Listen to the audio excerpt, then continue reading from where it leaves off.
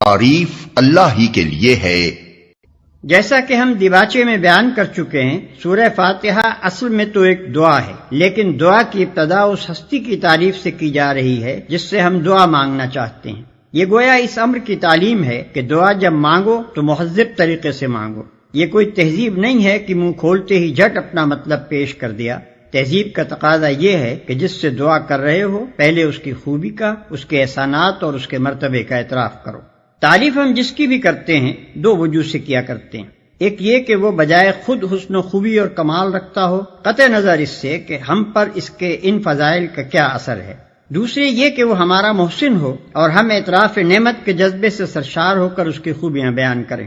اللہ تعالیٰ کی تعریف ان دونوں حیثیتوں سے ہے۔ یہ ہماری قدر شناسی کا تقاضا بھی ہے اور احسان شناسی کا بھی کہ ہم اس کی تعریف میں رد اللسان ہوں۔ اور بات صرف اتنی ہی نہیں ہے کہ تعریف اللہ کے لیے ہے، بلکہ صحیح یہ ہے کہ تعریف اللہ ہی کے لیے ہے۔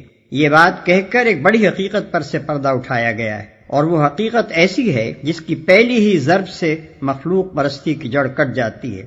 دنیا میں جہاں جس چیز اور جس شکل میں بھی کوئی حسن، کوئی خوبی، کوئی کمال ہے، اس کا سرچشمہ اللہ ہی کی ذات ہے۔ کسی انسان، کسی فرشتے، کسی دیوتا، کسی سیارے، غرض کسی مخلوق کا کمال بھی ذاتی نہیں ہے بلکہ اللہ کا عطیہ ہے۔ پس اگر کوئی اس کا مستحق ہے کہ ہم اس کے گرویدہ اور پرستار، احسان مند اور شکر گزار، نیاز مند اور خدمتگار بنے تو وہ خالق کمال ہے، نہ کہ صاحب کمال۔ رب کا لفظ عربی زبان میں 3 معنوں میں بولا جاتا ہے۔ 1 مالک اور آقا، 2 مربی پرورش کرنے والا، خبرگیری اور نگہبانی کرنے والا، 3 فرمانروا، حاکم، مدبر اور منتظم۔ اللہ تعالیٰ ان سب معنوں میں کائنات کا رب ہے۔ انسان کا خاصہ ہے کہ جب کوئی چیز اس کی نگاہ میں بہت زیادہ ہوتی ہے تو وہ مبالغے کے صیغوں میں اس کو بیان کرتا ہے، اور اگر ایک مبالغے کا لفظ بول کر وہ محسوس کرتا ہے کہ اس شے کی فراوانی کا حق ادا نہیں ہوا تو پھر وہ اسی معنی کا ایک اور لفظ بولتا ہے تاکہ وہ کمی پوری ہو جائے جو اس کے نزدیک مبالغے میں رہ گئی ہے۔ اللہ کی تعریف میں رحمان کا لفظ استعمال کرنے کے بعد پھر رحیم کا اضافہ کرنے میں بھی یہی نقطہ پوشیدہ ہے۔ رحمان عربی زبان میں بڑے مبالغے کا صیغہ ہے، لیکن خدا کی رحمت اور مہربانی اپنی مخلوق پر اتنی زیادہ ہے، اس قدر وسیع ہے، ایسی بے حد و حساب ہے کہ اس کے بیان میں بڑے سے بڑا مبالغے کا لفظ بول کر بھی جی نہیں بھرتا۔ اس لیے اس کی فراوانی کا حق ادا کرنے کے لیے پھر رحیم کا لفظ مزید استعمال کیا گیا۔ اس کی مثال ایسی ہے جیسے ہم کسی شخص کی فیاضی کے بیان میں سخی کا لفظ بول کر جب تشنگی محسوس کرتے ہیں تو اس پر داتا کا اضافہ کرتے ہیں۔ رنگ کی تعریف میں جب گورے کو کافی نہیں پاتے تو اس پر چٹے کا لفظ اور بڑھا دیتے ہیں۔ درازی قد کے ذکر میں جب لمبا کہنے سے تسلی نہیں ہوتی تو اس کے بعد تڑنگا بھی کہتے ہیں۔ یعنی اس دن کا مالک جبکہ تمام اگلی پچھلی نسلوں کو جمع کر کے ان کے کارنامہ زندگی کا حساب لیا جائے گا اور ہر انسان کو اس کے عمل کا پورا صلہ یا بدلہ مل جائے گا۔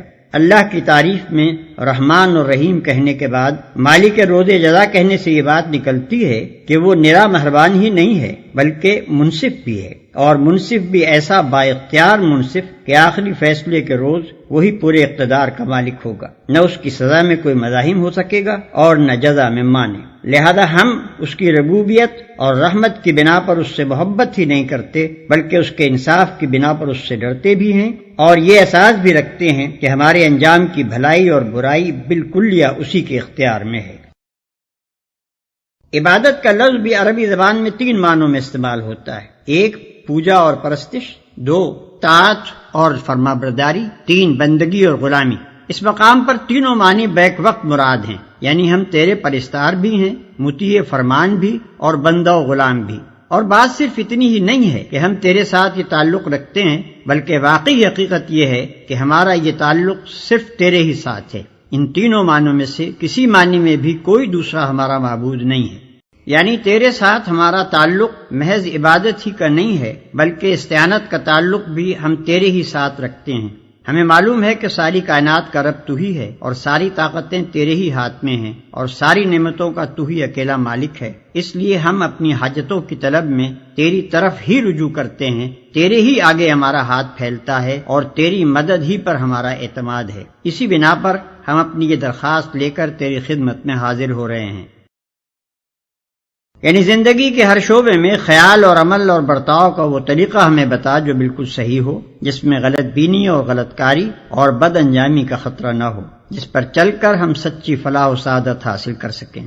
یہ ہے وہ درخواست جو قرآن کا مطالعہ شروع کرتے ہوئے بندہ اپنے خدا کے حضور پیش کرتا ہے۔ اس کی گزارش یہ ہے کہ آپ ہماری رہنمائی فرمائیں اور ہمیں بتائیں کہ قیاسی فلسفوں کی اس بھول بھلیاں میں حقیقت نفس الامری کیا ہے، اخلاق کے ان مختلف نظریات میں صحیح نظام اخلاق کون سا ہے، زندگی کی ان بے شمار پگڈنڈیوں کے درمیان فکر و عمل کی سیدھی اور صاف شاہراہ کون سی ہے۔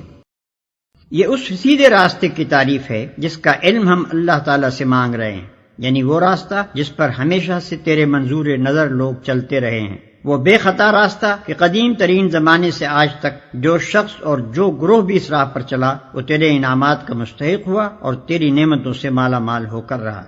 یعنی انعام پانے والوں سے ہماری مراد وہ لوگ نہیں ہیں جو بظاہر عارضی طور پر تیری دنیاوی نعمتوں سے سرفراز تو ہوتے ہیں، مگر دراصل وہ تیرے غضب کے مستحق ہوا کرتے ہیں اور اپنی فلاح و سعادت کی راہ گم کیے ہوئے ہوتے ہیں۔ اس سلبی تشریح سے یہ بات خود کھل جاتی ہے کہ انعام سے ہماری مراد حقیقی اور پائیدار انعامات ہیں جو راست روی اور خدا کی خوشنودی کے نتیجے میں ملا کرتے ہیں، نہ کہ وہ عارضی اور نمائشی انعامات جو پہلے بھی فرعونوں اور نمرودوں اور قارونوں کو ملتے رہے ہیں اور آج بھی ہماری آنکھوں کے سامنے بڑے بڑے ظالموں اور بدکاروں اور گمراہوں کو ملے ہوئے ہیں۔ یعنی انعام پانے والوں سے ہماری مراد وہ لوگ نہیں ہیں جو بظاہر عارضی طور پر تیری دنیاوی نعمتوں سے سرفراز تو ہوتے ہیں، مگر دراصل وہ تیرے غضب کے مستحق ہوا کرتے ہیں اور اپنی فلاح و سعادت کی راہ گم کیے ہوئے ہوتے ہیں۔ اس سلبی تشریح سے یہ بات خود کھل جاتی ہے کہ انعام سے ہماری مراد حقیقی اور پائیدار انعامات ہیں جو راست روی اور خدا کی خوشنودی کے نتیجے میں ملا کرتے ہیں، نہ کہ وہ عارضی اور نمائشی انعامات جو پہلے بھی فرعونوں اور نمرودوں اور قارونوں کو ملتے رہے ہیں اور آج بھی ہماری آنکھوں کے سامنے بڑے بڑے ظالموں اور بدکاروں اور گمراہوں کو ملے ہوئے ہیں۔